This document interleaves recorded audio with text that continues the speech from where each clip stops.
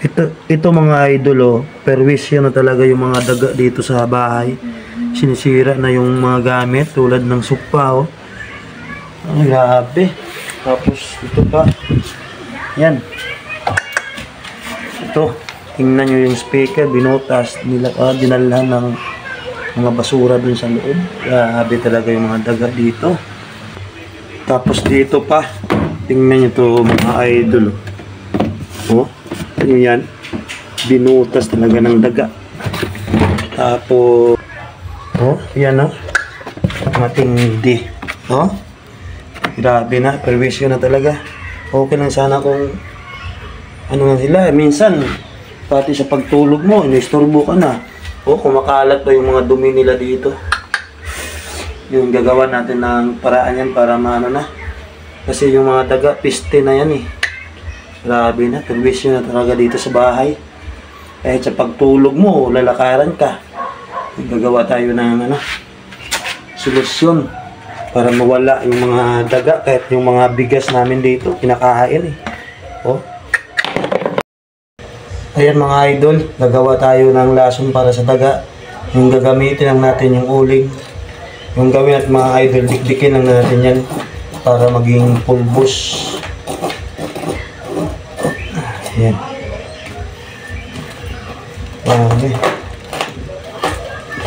Dati yung mga daga nasa palayan lang. Ngayon nasa mga bahay na. Naninira na ng mga gamit. Ano nga ito, didikdikin lang natin yan. Tingnan nyo kung paano gumawa ng lason para sa daga. Para magawa din nyo dyan. Baka na-memorize nyo din yung mga daga dyan sa inyo. Yung huling gagawin lang natin na pulbos. Tapos ito mga idol, yung paminta na durog. Ihalo lang natin.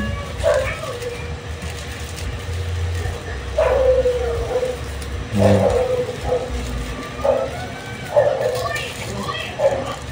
Tapos yung epikasin nga na extra strength. Yung extra strength mga idol yung mahanghang.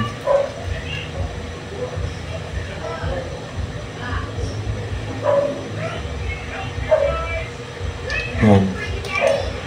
Tapos haluin lang natin mga idol.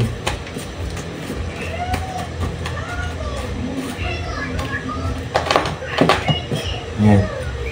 Ito yung maging itsura niya. Ayan. Pagkatapos mga idol, haluan lang natin ng bigas kasi yan yung paborito nila. Yung bigas. Ayan. Tapos ilagay natin dito kasi nandito yung mga dumi nila. Ang pabaho na. Abangan na lang natin yan bukas kung epektibo. Kasi pag kinain nila yung bigas na yan, sigurado tigok sila. So tingnan natin bukas kung may mayari tayo.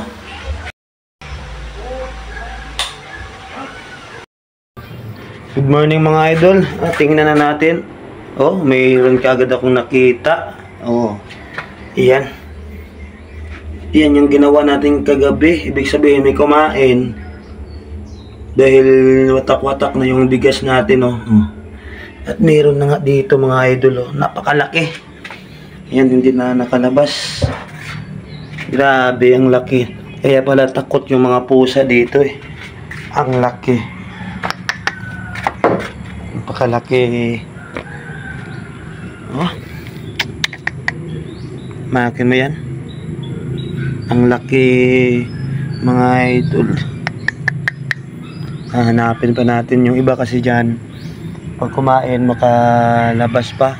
Ikutin muna natin yung bahay. Baka mayroon pang kumain at namatay na rin.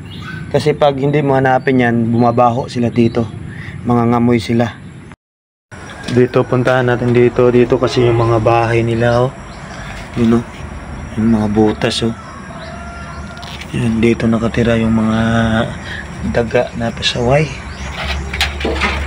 Ay, ayun nga mga idol, oh. Kinakain na ng langgam.